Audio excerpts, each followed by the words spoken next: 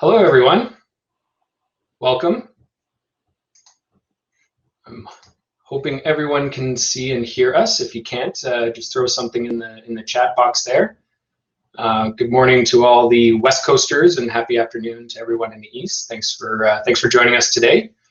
My name is Brad. I'm head of marketing at Hostfully, and I have to admit, this is the first time I'm hosting a webinar. As most of them are non-marketing focused. But we're about to change that. It's been a long time coming, and I'm super excited to be joined by Conrad O'Connell, the founder of Build Up Bookings. I'll let Conrad introduce himself, but having spent a bit of time with him over the past few months, I can say for certain this guy knows his marketing, and even better for all of us is that he's focused on our industry, vacation rentals. So please check out buildupbookings.com. There's tons of resources there, articles, case studies, all the better vacation rental managers. And today we're really going to be talking about one of my favorite topics is email marketing. And more than ever, this is critical for vacation rental managers. We talk about direct bookings a lot these days and own channels.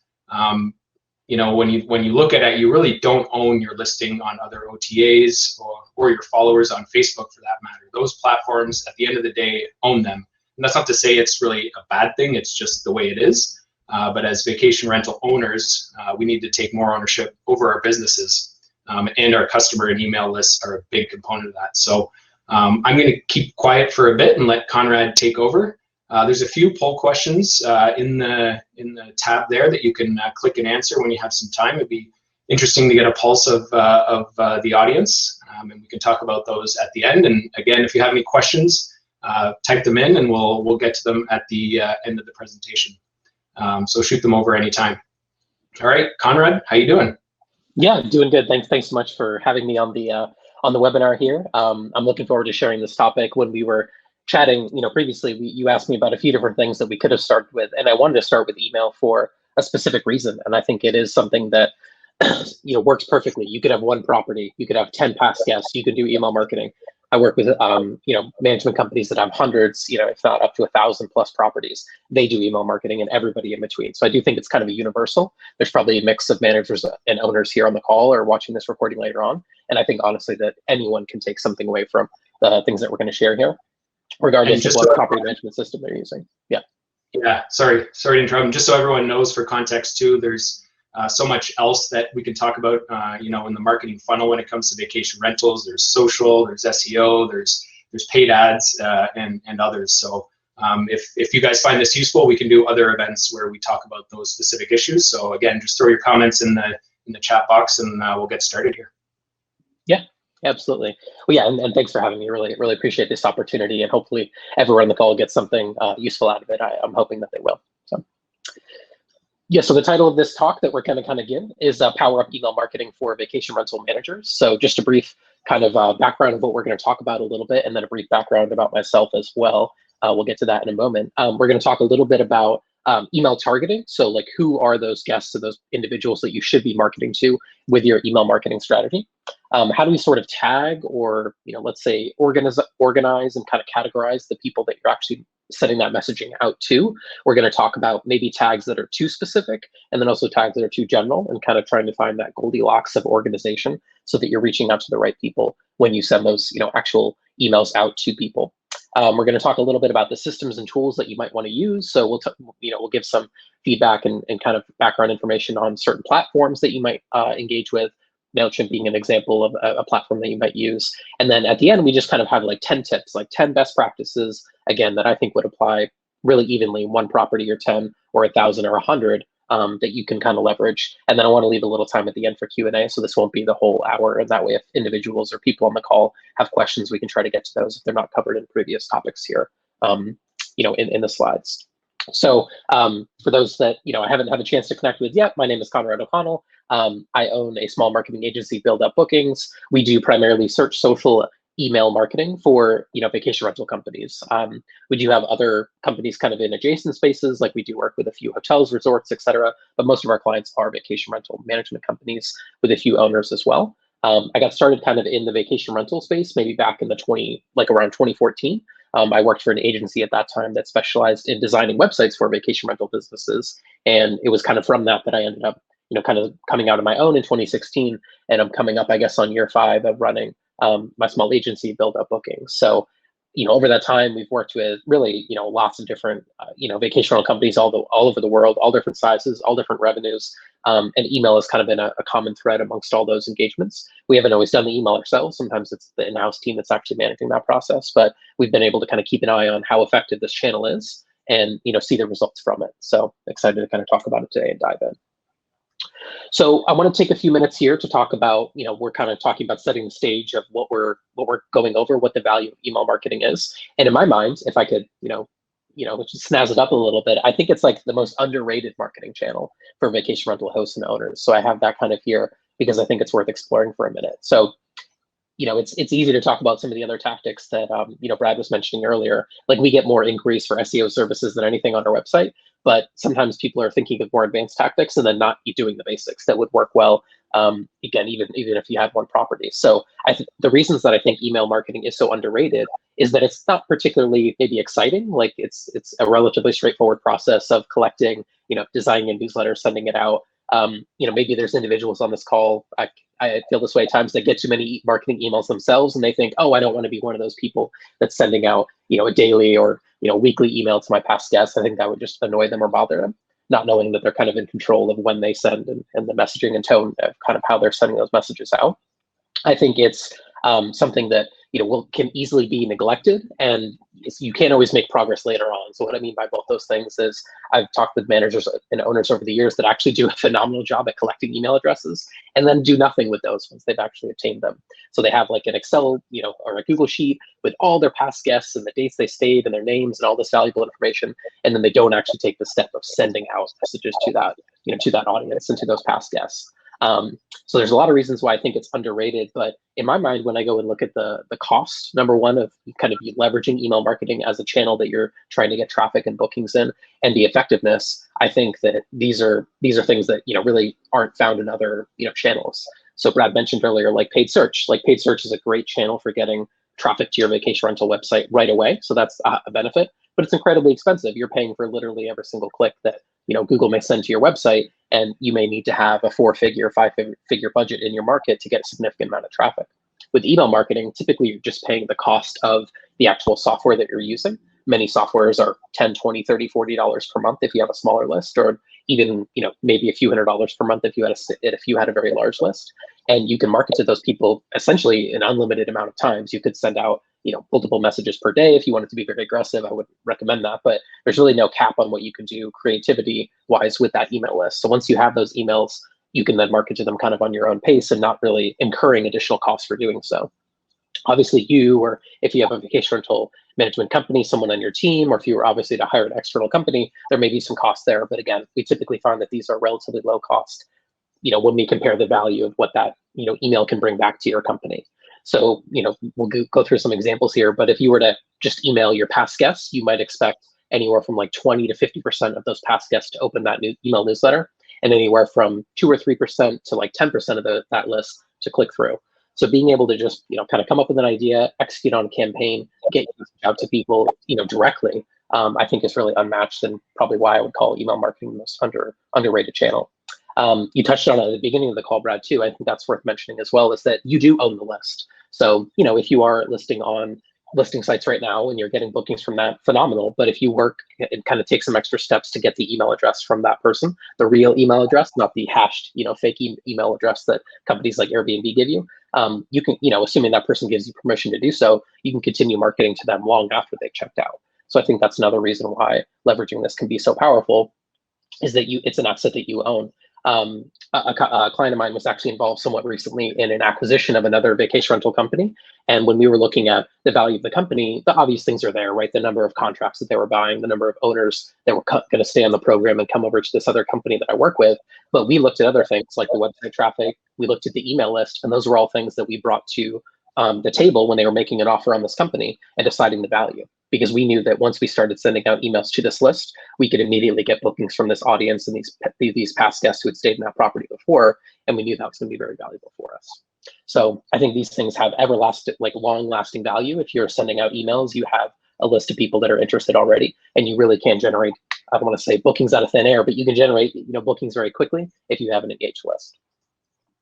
So, I want to just kind of go into the next stage. Let's say I've convinced you, hopefully, in the last minute or two, like if you're not doing email, you should be focusing on it. Or, if you're doing it, somewhat sporadically, maybe you can kind of come back and focus more time on it. What tools do you need to actually execute like collection of actually building your email list? Because one thing that you don't want to have in your business, vacation rental business, is a static list that just doesn't really grow. Again, if you're not working really hard to get the real email address of guests from listing sites, or if you're not really working that hard to get the email address of guests that are booking directly, these are things that can kind of flounder, and then your list just really doesn't do as well. So the graphic here, it kind of makes no sense. Let me explain it really quick. So when a chef goes into a kitchen, they set up everything kind of in the right way. They put out the spices, the flour, the everything they're going to use that day to actually cook in their kitchen. It's a French word called mise en place, I think is how I don't know exactly how to say it, but the premise is you need to set up the tools so that when you actually go to send that email, you have everything in place and you're ready to go, and you can make that campaign more effective.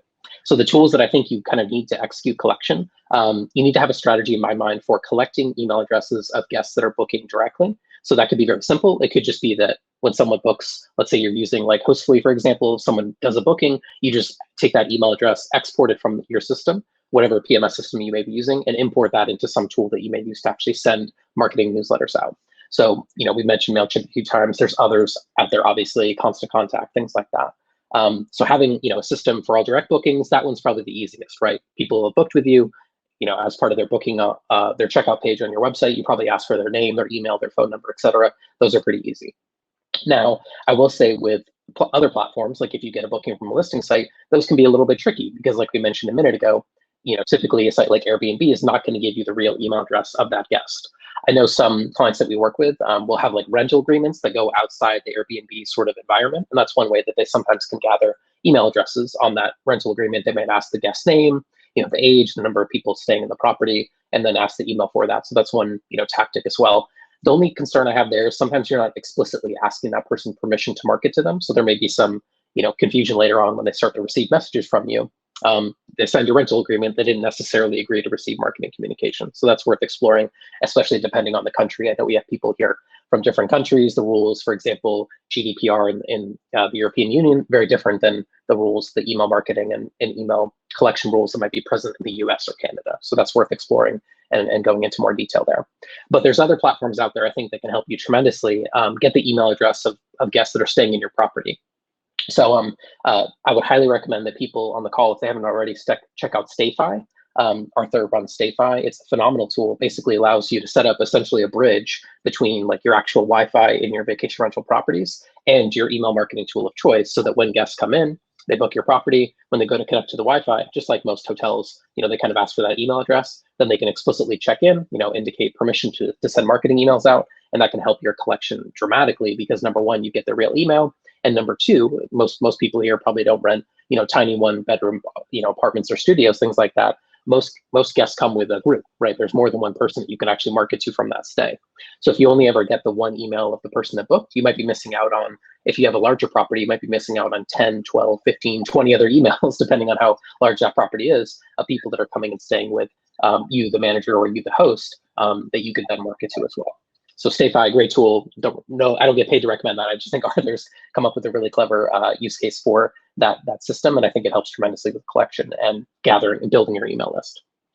So obviously we talked mostly so far about people that have booked with you, but I also want to spend a minute or two here talking about how to collect emails from just leads as well. So one thing that we'll typically put in place on most of the clients that we work with, we'll have a website. We'll go to their vacation rental website and we'll include a newsletter sign up on that website. Sometimes it's in the footer. We've also experimented a lot with having like pop-up modals or panes that come into play once people have used the site. Those can be very effective. You can even give people like guides or some kind of like, exchange of value in exchange for them giving you their email address, but you don't necessarily have to do that. It's just something that can sometimes improve the conversion rate just by having a newsletter sign up, tab or page on your site. You can sometimes grow emails that way. You can also grow through just newsletter, or I should say, not just on the website, but you'd also grow by having people come in from other channels. So for example, if you're running Facebook lead ads, you could collect email addresses for people that have been on your website with their permission, and then you can market to that list as well. So there's a few different ways to, whether it's a lead, an inquiry on your website, whether it's someone that's actually booked with you, either on your own website or on a listing site. There's a lot of different ways to collect email addresses from people that explicitly want to hear with you, hear from you, I should say. I wouldn't necessarily recommend that anyone buy any lists. I think that the quality of those is typically very low, and you really can't do anything with a purchase list in terms of permission to actually market to that list. So every once in a while we'll have someone kind of come in and say, oh, we bought this list from this source, and I find that's not necessarily a good tool. So I'd always recommend that people check out their ability to get a list that actually is opted in and interested in hearing from them. I think it's better to have a call list. Yeah, I was going to jump in quickly, Conrad. We've got a bunch of questions about the tool you mentioned. That's Stayfi, STAYFI.com. Yeah, Stayfi. Yep, yeah, the domain name STAYFI.com. Yep, that's exactly correct. I will also mention that Hostfully guidebooks have that feature as well of a splash screen that allows you to collect email addresses as well for anyone who accesses the guidebook, so not just the person who booked the stay. Yeah, I like that. I think I've seen that on a demo link that you had sent me, and one of our clients uses Hostfully as well. I think that's a good feature too, because people may share that link with other people that are staying in the property. So I think that's a phenomenal tool to have in there as well. Absolutely. Gotcha. So tools, we've talked a little bit about where you can kind of get collection from. And in my mind, what you want to do is collect as many email addresses as you can, right? You want to organize them a little bit, tag them, produce certain attributes so that you're specific about where they're actually getting that. What attributes do you have along with that email beyond just their name? Maybe what dates they stayed, et cetera. Going and actually engaging with them, sending out emails, and then reporting on the success of it. So any tool that you pick or any kind of system that you sort of create, I think should have all these components to it. Because if you're not collecting the list, you're not growing it, your list is going to stagnate. You're not going to see the best results from it. If you're not organizing your list, then you might just send the same message out to everybody. That sometimes isn't as effective as sending a more specific message to people that stayed in, for example, a pet-friendly property versus people that didn't stay in a pet-friendly property. So that's one example that we'll talk about. Tagging can add in specific attributes to that contact. So instead of just having, Brad at hostfully.com, we could have, for example, that he stayed in a 5-bedroom property, or he likes to stay in the summer as opposed to winter, and so on. So all those tagging attributes can be things that help organize the list and give more context beyond just the email itself. Engagement, you actually have to send the emails, or having a nice, pretty organized database of people doesn't do a lot for your business. So we want to make sure that we're actually sending at a regular frequency. We'll talk a little bit too about, what is that frequency? Should it be weekly? Should it be monthly? Should it be quarterly? And so on. And then reporting. I think without looking at the numbers and seeing how your campaigns are doing, how your actual emails are performing, it sometimes can be difficult to improve them and also test things that may potentially provide better results. So for example, with a lot of our clients that we work with, we'll test different subject lines. We might test sending at different times of day as well. All these things can kind of play a role in how your email campaigns ultimately improve over time, instead of, again, just having the same things going out and them not necessarily improving over time. So having the right tools and systems, I think, makes it an important system in there. So collection, you want to get the real actual email of listing sites guests. I know we've mentioned it a few times here already, but for people that might be coming in late, we mentioned Stayfi as a solution. Obviously, that's not the only solution. It's just one that I've had a lot of success with over the years. And my clients have gathered or grown their email list significantly from that. But there's other digital channels. We talked a minute ago about Facebook lead ads. You can also have some kind of sign up, modal or something like that on your property. Actually, this is a host that I stayed with some time ago. They actually had literally an iPad sitting in the vacation rental property, and they actually had kind of their guidebook, Hostfully-like version of it on the actual iPad in the property. But then in that, they also had an email sign-up system as well as photo of the property, the phone number of the host, and things like that. So that's a little bit of a more high-end thing if you want to actually leave something behind in the property that could collect emails. But I think it goes back to this concept of the highest quality emails are probably people that have stayed with you. So you should put extra effort in to collect those. Obviously, these other things like having a sign up on your website or doing ads to get emails can be effective as well. But those people, they may have warm interest. They may not be the hot interest of people that have actually stayed with you. So the best strategy in my mind combines all these things. If you can have emails coming in from different sources, that's when I think you can have the most success. So once you actually are gathering the emails, I think it's worth going over for a minute or two about how to actually tag and kind of collect and categorize these emails. So unfortunately, over the years, we've started working with with clients where they come in, they give us like a long Excel spreadsheet or Google sheet of all their past guests, and there's no other information there, maybe a name and then an email and nothing else. If you're doing that currently, like that's a significant improvement on not doing it. So I don't want to say that you're taking the wrong step there. But I think you can significantly, and we've seen this, you can significantly improve the outcome of your emails by having just a little bit more information inside of that contact record. So instead of just having, Conrad, I build up bookings. If you know, for example, what season I booked, I don't necessarily feel like you need to know always like the exact days that I booked. Someone may, book March 24th this time, and then they may come back and book March 22nd the next stay with you. So that isn't as critical in my mind. But if you know that this guest likes to stay in spring, or this guest likes to stay in fall, those can sometimes be useful parameters to do additional marketing to that person when they're more likely to book. So I think having some tags in there based on season can be very intelligent. I think having some tags in there based on maybe the size of the property is something that we've leveraged a lot in the past. So for example, this guest stayed in a 1-bedroom or a 2-bedroom cabin or vacation rental home. We may want to know that, so we're showing them more accurate featured properties. Whereas this guest over here might have stayed in a 9-bedroom house. If you have a wide variety of different properties in your portfolio, you may want to have some additional information in there, just kind of based loosely on the size of the property that they booked. I think that's valuable.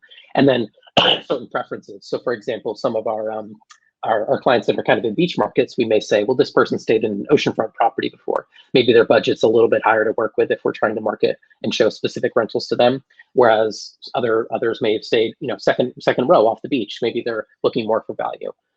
Pet friendly could be another valuable contact if you have people that prefer pet friendly properties. Even showing them a pet in the graphic image on the top of the email can sometimes help convert that. Obviously, probably to promote, it'd be more logical to promote pet friendly properties to that guest who have stayed in pet friendly properties before.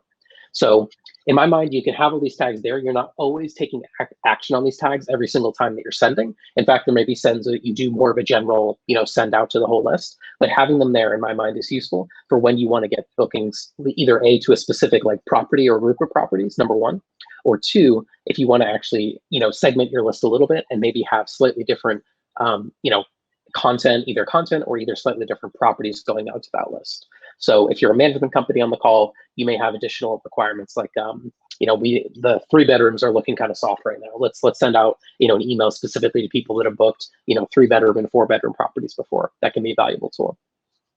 If you're an owner, yeah. Sorry, Conrad, this is relatively easy to do in most email softwares as well. From a tactical perspective, it's not too difficult to do. It's just a matter of clicking a button and customizing the types of tags you want to use. So if for anyone who uses, MailChimp or any of those other ones, you'll probably be aware of this. But if you don't currently use email management software and you just, do it the old-fashioned way, then you may want to look into some of these softwares that allow this type of organization of email addresses. Yeah, absolutely. And there's certainly some systems out there, we use a lot of them. We haven't used them all. We've been let down at times from certain platforms where you can only apply one tag, like they use custom fields instead of using tags. So you can only do one at a time, or you have to generate a custom field on every record, which can be a little unwieldy relatively quickly. So, depending on what tools you're using, I know we have a little section at the end about that. I think that's worth exploring and seeing what's possible in there. And if you need to, switching platforms is never fun, but sometimes it is necessary to include the information that you're looking for, in that contact record for sure. But again, I would encourage anyone, on the call not to overdo it. So if you're a host on the call, you have 1 property, you have 2 properties, probably just the season may be sufficient enough information for you. You may not really need to know anything else because you may only have a few properties that you're actually promoting or marketing to. So just having, if you just had a record with the season that they booked or the date that they booked, you can sometimes group together and market to that person when they're more likely to come back. So don't overdo it. I think it's easy to err on the side of once you get into it, kind of appending too many tags to a profile. Don't get caught up in that. Think of the, top 4 or 5 things that you're actually going to market from, and then focus on those things would be my view. So engagement, let's assume you've got to the point where you're collecting emails. You've got them sort of tagged and categorized and organized in a logical way for your business. How do you actually send them? How do you actually get those emails out to, your past guests and people that are interested? So, the most common question I think that we get in this scenario is, well, what day should I send and what time should I send? And we sort of have standards that we've worked on over the years. So a lot of our emails typically do go out in kind of the mid-morning time frame or an early afternoon time frame. in a Tuesday, Wednesday, Thursday send. So those are typically the ones where we send the most. Like, kind of in our internal company chat, like Tuesday, someone on my team, Dawn, is sending out a lot of emails on Tuesday, and she kind of is getting them all ready on Monday to make sure they're ready to go. So that's a pretty common day, I would say, to send out email campaigns. But what I would say is that your audience may be different. Maybe you have an audience that doesn't check their email at work and only checks it at home. So it might make more sense to focus instead on sending your email campaigns at 7 p.m., 6 p.m. If you're relying on things like phone calls to come in, maybe you want to send that campaign at a time when you're likely to have the most people, or if you're a host, you're actually able to answer the call, or if you're a manager, when is your staff actually able to answer phone calls coming in, or live chat questions on your website, things like that.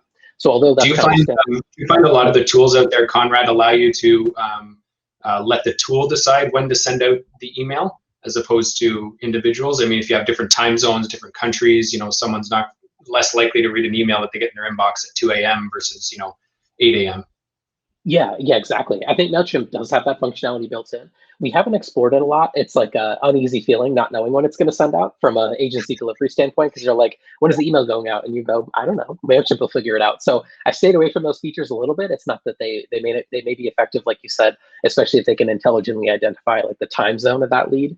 Like you said, sending it out 8 a.m. local time is more effective than just whatever time they happen to receive it. Could be particularly useful for maybe someone in Europe, but they have a lot of guests coming from the US. We've worked in markets like that before, but then they also have people coming nearby. So I could see that logic. I will say there's a scheduling functionality in pretty much every software that we've ever used. So even if we're recommending that you send it out, Tuesday at 2 p.m., obviously you can, get that information prepared beforehand, and then actually, let's say in some cases you could schedule it out. You could work on the email the week before and just have it scheduled to go out Tuesday at 2 p.m. But we haven't used a lot of those automated features like you're suggesting. It's not that they don't have value, they may. We've just been a little nervous because we don't know exactly when that's going to go out, and there could be kind of an uneven spread of the traffic coming in, which may not be ideal. On some of our bigger lists, actually, we will do split sends that are actually a little bit apart, just because we don't necessarily want to send all the traffic to the website all at once. We've had clients that are a little bit larger where their website hosting has actually gone down. We've sent out promotions and specials, and 10,000 people click on it all at once, and then there's kind of like a server issue that can come into play. So if anyone here is really large and struggles with things like that, or again, an influx of calls or an influx of live chat conversations, if you have tools like that on your website, that may be worth, we're going to send the first batch at 10 o'clock and the second batch at 1 p.m., something like that, might be worth exploring. But what I would say is this: no matter what time you kind of decide to send on, I think always makes sense to have a resend a few days later at a different time to the audience that didn't open. So again, we talked a little bit earlier about the metrics that people might look for. For example, might want to see 20 to 30% of people opening your email newsletters on average. That's kind of the industry standard, if you will. But that means 70% of people didn't open your email, didn't engage with it, even people that may have stayed with you before. So, I think that there's always that thing where, people get a lot of emails, especially marketing emails, and there's really no harm in kind of saying, well, you didn't express interest the first time. I'm completely fine with doing a resend of that email at a different time. So if your initial send was Tuesday at 10 a.m., maybe your resend would be Friday at 6 p.m. or Thursday at 6 p.m. Just something different from a time and a day perspective to hit that guest or that potential guest at a slightly different frame of mind or day of the week or whatever the case may be. And you can potentially have success that way. What I would say is when you're executing the resend, a lot of these platforms make it easy to where you can segment only people that didn't open the first campaign. I would highly recommend that. And I would also highly recommend changing the subject line as well.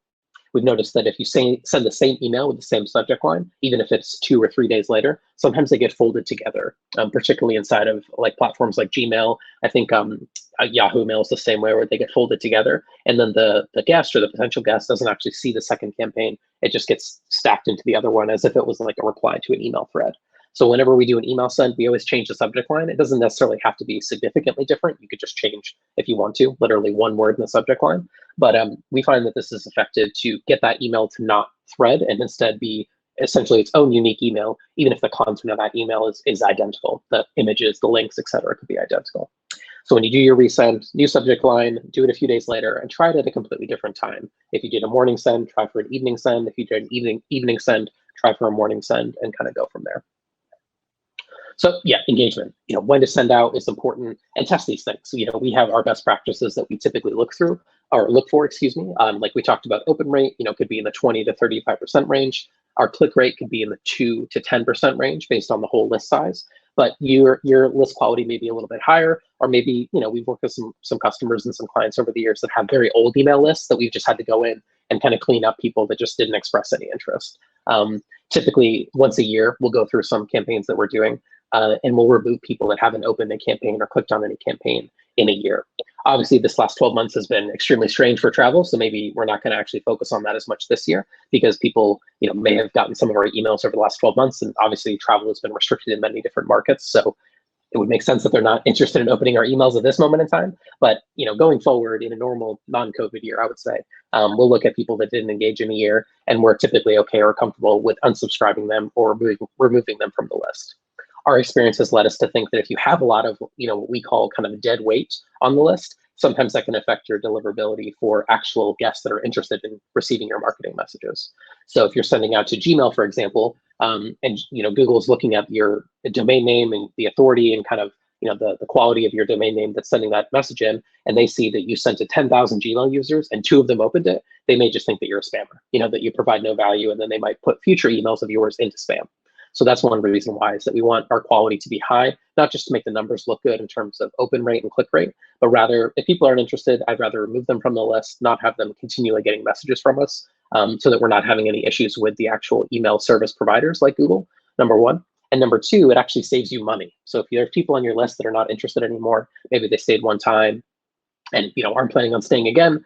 We see this a lot in some markets like Hawaii, for example. People come one time and they just may not be interested in coming again anytime soon. We'll typically remove people off the list after a certain amount of time has expired.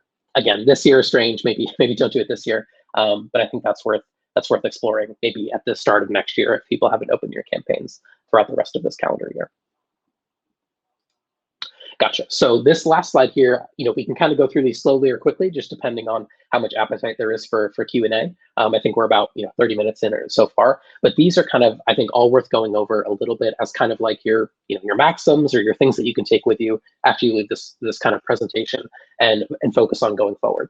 So number one, we talked about this initially, but like collect. Like you always want to have strategies built into your business that are constantly collecting new email addresses. So you want to be collecting from guests, you want to be collecting from leads, if possible, and you have the budget to do so, you might want to be running ads specifically to gather email addresses and just kind of have that built almost like into your company DNA.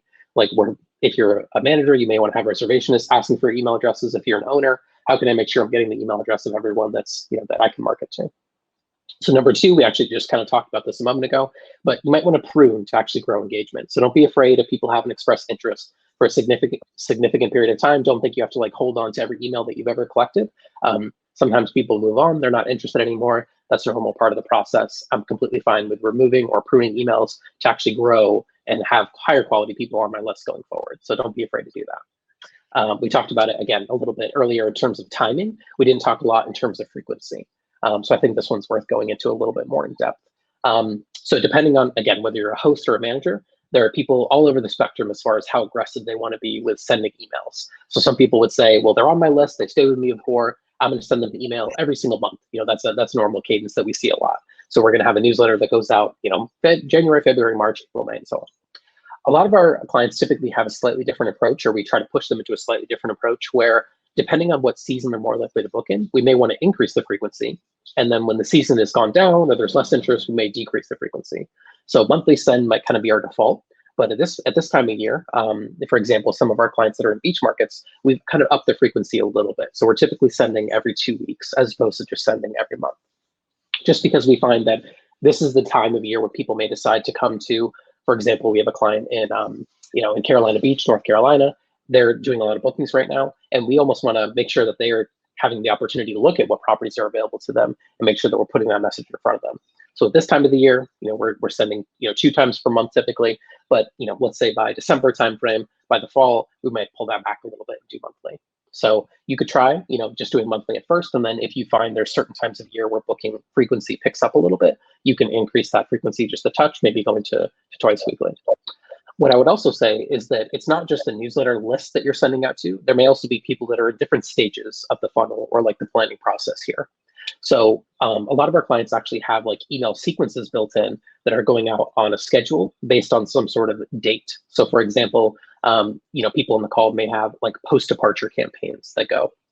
Once the guest leaves the property, you may be asking for them to leave a review on your site, or if the listing site, they book through a listing site, typically that listing site will be asking them to leave a review of your property. That's a campaign that's obviously going out continuously, but it's based on the checkout date of that individual guest.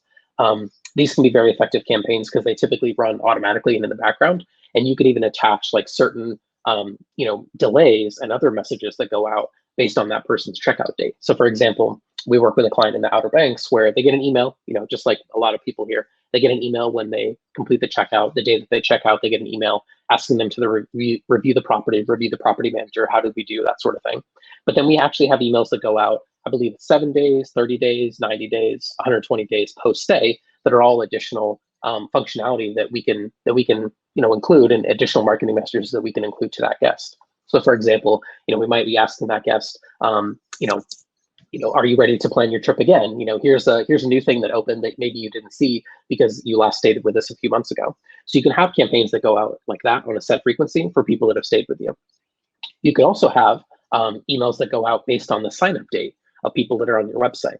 So a lot of our campaigns that we've built out recently actually have sort of an introductory component to them as well.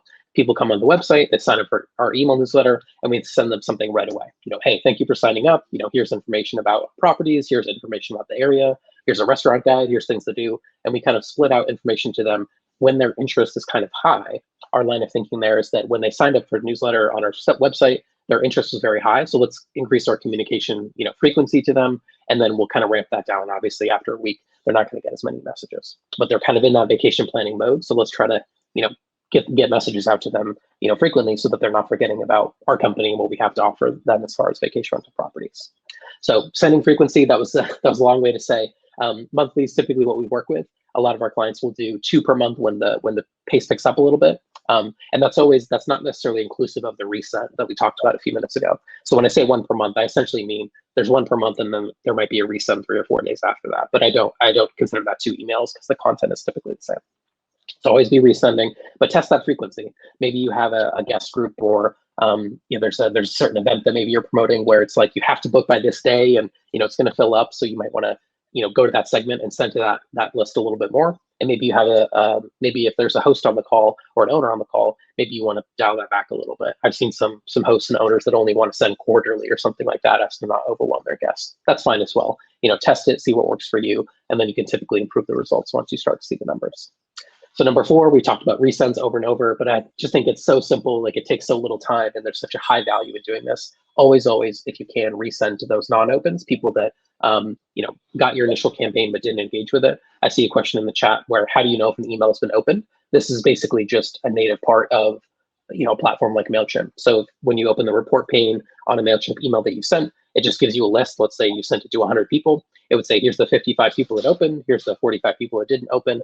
That 45 is obviously where you can do a resend to. So most platforms, really all the ones that we've worked with over the years, have had that tooling built in.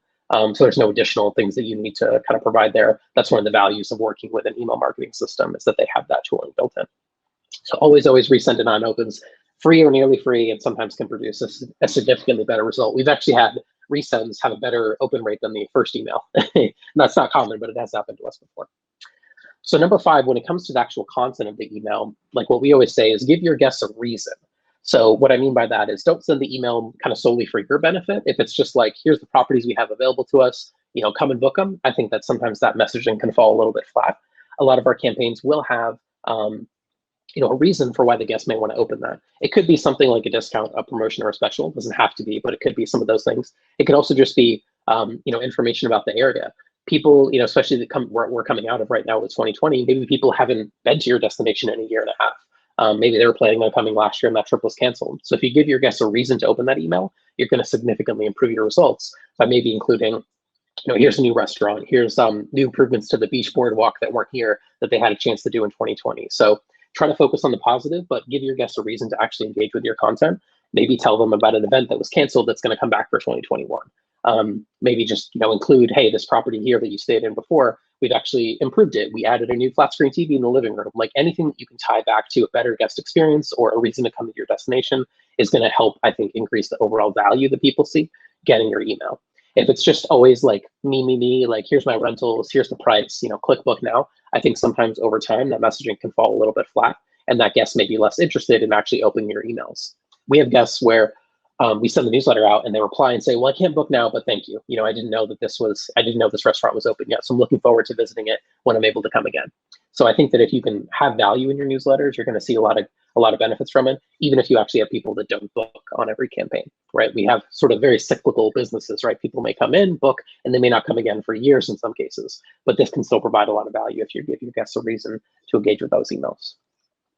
So number 6, it's kind of like number 1 again a little bit, but I would be remiss if I didn't continue to encourage you to collect in as many channels as possible. So I kind of said this earlier when we talked about the platforms like StayFi that allow you to collect emails from listing site guests, as well as the Hostfully guidebooks allow you to do that as well. People come in, they get the guidebook, you can collect their email that way, but collect in as many channels as possible. Make sure you're leveraging that. Don't just shrug your shoulders and be like, well, Airbnb doesn't give me the real email, so I'm dead in the water. You're not. It just takes a little effort to kind of go around and get that in there.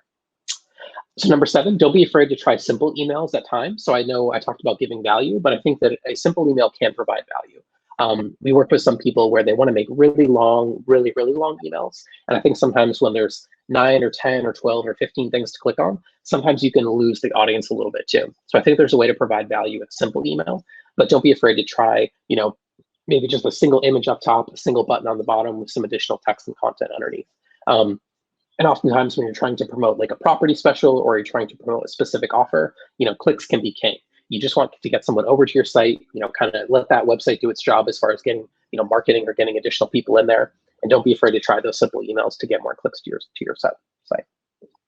And another thing kind of that follows from that, a high open but a low click doesn't mean that your campaign failed. Again, we had a lot of campaigns that we've sent the last 12 months that had high open rates and low click rates. I don't think that we failed as email marketers. I don't think that the client did anything wrong. I think it's just kind of the nature that we've been in the last 12 months. People may be interested in seeing like a nice pretty picture of a rental, but they may not be in the position right now personally to actually travel. So especially as we come out of this for the rest of 2021, like a high open rate is good because it tells me that you're kind of that guest has expressed interest in learning more about it. But just because it doesn't click doesn't mean that your campaign was a failure. Maybe they're like, oh, cool. And then they just, archive the email and go on. You still got a brand impression. You still put your messaging in front of them, and that's going to serve you well in the long run. Number 9, so don't game the system too much. We see this a lot, I think, with people who are trying to like squeeze the death out of their email list. Their frequency goes up and their subject lines get like more and more tricky. Like I got one the other day from an email marketer, and it was like, the meeting you scheduled today or something like that. Didn't schedule a meeting with this person or this company, but it was super misleading. And I went straight to the bottom and clicked on subscribe. That's an email I'd expect to get from a client, not from a marketing campaign. So I think when you have your subject lines, it's okay to be like cute and fun. I think that's perfectly fine, but don't game the system too much. I think if you use tricks like the RE trick and things like this, they may be effective for like cold email. I think they're very ineffective and can sometimes burn the quality of your list if you do these for yes. I don't think people like feeling duped or tricked, so I'd be very careful on that kind of stuff. So number 10, we talked about this again earlier. It's always worth testing new ideas, but the only caveat that I didn't include earlier was probably like once you're large enough, if you have a list just of a few hundred people, there's probably not a lot of testing you can do at first, to be honest with you. If you did like a subject line test and you're only sending it to 100 people, you may not know with much statistical significance if that's working better. So maybe save the testing to you're a little bit larger in terms of email list size or in terms of the number of properties that you have. But don't be afraid to test new ideas. Even if you're small, you just may not get results as quickly. So that kind of be my caveat there. So those are like my 10 tips. Hopefully that covers a lot of different things that we've talked about in the last little bit. And I wanted to leave roughly 15 minutes at the end for questions. Hopefully I did a good job at that, Brad. I think we're at 2:45 or so here Eastern. Yeah, no, that was great. That was tons of content. So I hope people were taking notes and all that stuff. And we will be able to send out the recording to everyone as well if there's something that you missed. And I have been writing down a bunch of questions that we'll get into. I just wanted to share the results of the polls, which is very interesting. So the first question was, how often do you send a newsletter? 29% said weekly, 14% said monthly, 14% said yearly, and 43% said never, which is interesting. To the answer, I collect emails, we had 63% say yes and 38% say no. And then the last question, do you currently use email marketing in your business? 33% said yes, 22% said no, and 44% said not as often as I should. So we have a small guilty group that know that they need to improve their email game. So anyway, Conrad, thank you for that. The biggest thing I've heard from managers is that they don't want to be spammy. They don't want to be in people's spaces. But I mean, there's no secret sauce to that. It's like, it's just about, this customer has already shown a willingness to engage with you and your business. They've created memories at your properties. So there's a lot of really good ways to sort of foster that engagement over the long tail of after a guest leaves your property. It's, local events, it's anything new, all that kind of stuff. But this goes back to the first question that I wrote down, and Conrad, I'm interested in your perspective on this, is what do you think about offering discount codes? Mm-hmm. So I think discount codes can provide one huge benefit, is trackability, right?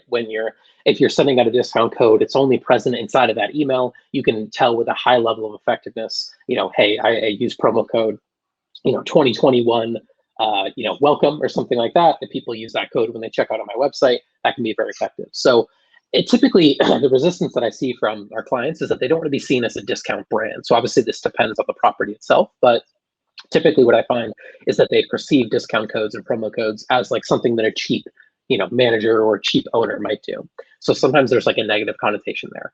I see their point of view on that. I don't necessarily push too hard if someone kind of says, no, I don't want to do that. I don't want to discount in that way.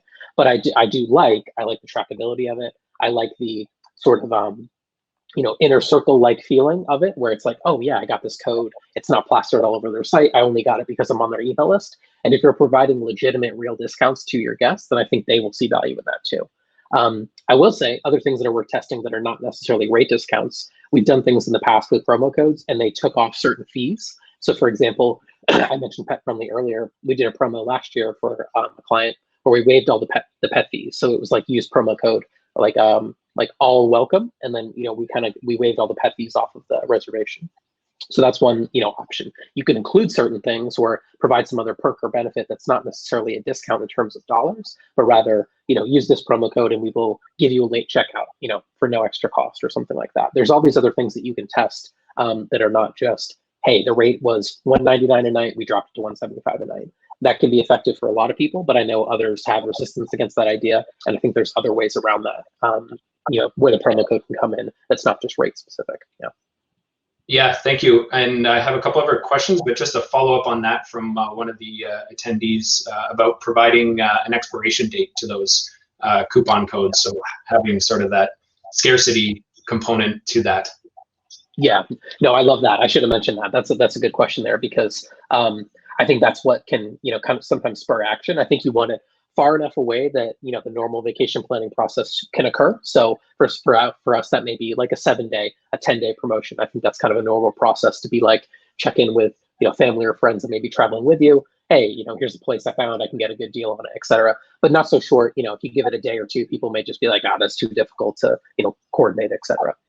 So I like that idea. I like the idea of a countdown. Once it's gone, it's gone. Like, don't offer that the next day. Like, do a different promotion when you do it again in the future. And I think people will absolutely respond better when you have an expiration date on it. We do typically include that. So that's a good question. Yeah, no, I agree. And you talked about like not gaming the system. Some people call that clickbait type content, where you're really tricking people on clicking something, and doesn't really leave a good feeling with someone who does that. But a really good question from one of the audience attendees about, so what do you suggest on what tactics would you suggest on improving open rates and click-through rates that aren't necessarily gaming the system? Or do you have any specific examples of ways, things you did that really stood out to you, like, wow, that actually worked and it was really effective? Yeah, so let's do a few on both. So a few on open rates. I still think you can be, again, cute or fun or interesting in your subject lines without being misleading or clickbaity. So a good example there, we had a client we started working with, and they were sending out their email newsletters through Constant Contact, which is a perfectly sufficient system for what they were trying to do. But they were literally using the default subject line, which I think is like an update for you, or I forget exactly what the subject line is. But if you don't customize it, Constant Contact will just put in the default subject line. So every newsletter they'd sent for the past like 12 months or something had the same exact subject line in it. So that was easy. We just went in and wrote a nice, nice kind of charming subject line for this client. They're based in Blue Ridge, Georgia. Talking about the mountains, talking about hiking trails. Here's a special on this cabin, So that was very easy. You can even try doing things like, make sure that your sender name makes sense. So if they know you as the name of your vacation rental company, or they know you as the name of your property management company, or your property, I should say, if you're a host, have your sender name be that. Don't have it be, Brad, you're a great guy, but if someone didn't really interact with you, in their state, they may be like, who's Brad and why is he emailing me? So make sure the sender name matches up. Little things like that can sometimes, play a role. We didn't talk about this very much, but the text, the preview text that's shown to the right of the subject line, that can play a huge role. So if that's blank, or at times we've seen like that actually pulls in like the name of the image, or like some kind of like weird HTML code that people don't understand, that can sometimes be an area to improve. So that's really all they see in terms of the open, right? They see the sender name, they see the subject line, and they see that preview text. So optimizing all three of those areas, all together can sometimes improve the open rates. Again, like we talked about earlier, try different send times. If there's people on the list that have no interest, remove them from the list, and then your open rate will automatically go up because you're sending to a more qualified list. All those things are worth exploring in more detail. Now, for click-through rate, I think that goes a little bit more into a few things. Number one, the design of that email. So having your buttons on, a lot of people are actually going to open your email on their phone. So one thing that we do on our email template design itself is we'll have a button that is roughly the thumb size. Like, you want the button to be large enough to where it's easy for someone who's on their phone opening that message to just tap on a link. So our links are sometimes very specific as far as what they are, like search rentals, browse properties, book a cabin, text like that. And the button is really kind of big when you look at it. It's kind of large, but it's easy to tap. It's easy for people to actually go through and click that, click that button, click that call to action, and go to the website. Some other things that are worth mentioning. I get emails all the time where the images in the email are not linked. So you click on the image like in Gmail, and it opens in like a little modal pane. It doesn't actually go to the website. So that's a little one, but we've done that for some campaigns and seen like a 2 or 3% improvement in click rate, which is significant on a large list, by just linking all the images in the email. Oh, when you click on this, yep, it's going to go to the website. When you click on the button, yep, that's going to go to the website, and so on. So those are all small things, but my line of thinking here too is like they all add up. Like, if you improve the sender name, that makes sense. If you have a good subject line, good preview text, make the button nice and easy, link all the images, make the design nice and simple to understand, typically a one column view. All these things add up and can improve each of those a few percentage points, which can make a huge difference at the end of the day. Yeah, absolutely. And I'll just mention too, most of the email clients that people in our industry would be using have sort of two preview modes. One is for desktop viewing and one is for mobile viewing. So it's really important to make sure you look at both of those so you can see, because 50% of traffic now is mobile. So, you got to make sure that it's displaying correctly on both. But yeah, that's a good point. The last question I have for you before we wrap up, Conrad, is on tools. Now, I know we're not going to promote any tools here today, but if you could just give a sense to the audience about the types of tools that you use, and maybe the biggest ones out there. If someone isn't currently using one, what's a good start? And I mean, I have no affiliation, but at MailChimp, I always point people to that because it's free for up to, I think it's 1,000 subscribers or something like that. But what does your toolkit look like? Yeah, so a lot of our clients are on MailChimp. We're big MailChimp fans here for sure. We find the interface is simple to use. It integrates with a lot of other like email collection tools that you might use, like we talked earlier about having like a pop-up on your site and things like that. I will say MailChimp is going in a little bit of a different direction as far as like it's more of trying to be like a complete marketing suite. Like, you can create like graphics in there now. You can post the social, run Facebook ads. So whenever I see a tool doing that, again, I'm receiving no financial influence of saying this. That's why I'm saying I use the tool, but I find flaws in it. Is that they tend to lose their focus a little bit. So that concerns me a touch just going forward with MailChimp. But right now, we're really happy with MailChimp. We've had a lot of success with it. We have clients that are on ActiveCampaign. I think that's another platform out there that I know we were talking about this before the call, Brad, can function a little bit like a CRM if you want to use it in that way. The automation tools inside of ActiveCampaign are really advanced. So you can do things like, once the guest is tagged as pet friendly, send them an email and then send them something through the mail. Like, you can get very advanced with tools and tooling in there. But for someone starting out, I would recommend MailChimp most of the time. I think it's a great platform to get started with. But look at other options out there like ActiveCampaign. Look at other options out there that might be more simple and just have nice builder tools built in. We mentioned Constant Contact earlier. We're okay at Constant Contact. We've had success with that system. It's not a default or where we push someone by if they just signed up with us today or we're sending emails today. But I think it's a great platform. I saw a question come into, is MailChimp like a CRM? I mean, in my mind, they're really not a CRM at this point in time, because it doesn't really have that actual like contact management functionality. But it does like depending on how you're using it, it kind of can function like a lightweight CRM because it'll have, contact in there, engagement, like which emails they opened, which ones they didn't. You could put information in that profile, like we talked about earlier with tags. You could put in their phone number and so on. So it can kind of function like a lightweight CRM. When I think CRM, I think of something very full-featured. Oh, I'm sorry. The question was, what is a CRM? Sorry, a CRM is a contact relation, or like, what is it? Customer relations management. Yeah, customer relationship management. So yeah, like the most classic CRMs are platforms like Salesforce, which have really, really advanced functionality. That's why I don't want to use the term CRM too much, because I think most people on this call, most people in the vacation rental industry, when they think of CRM, they think of how they might manage contacts in like their actual property management system, like inside of Hostfully or inside of the system that's using there. So I see that as kind of like functionality that you may not necessarily want to use too much, basically. Great. Well, I think that's it. We're up against time. Conrad, I want to thank you a lot for sharing all that insight, and we'll have this video available on YouTube after, and we'll be sending out an email, and maybe in the future we'll tackle some of those other marketing verticals that we mentioned earlier, SEO, social, paid, all that other stuff.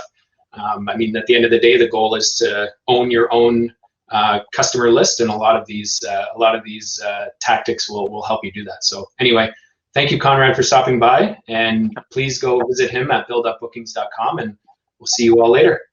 Yeah, thanks so much. Appreciate it. Bye-bye.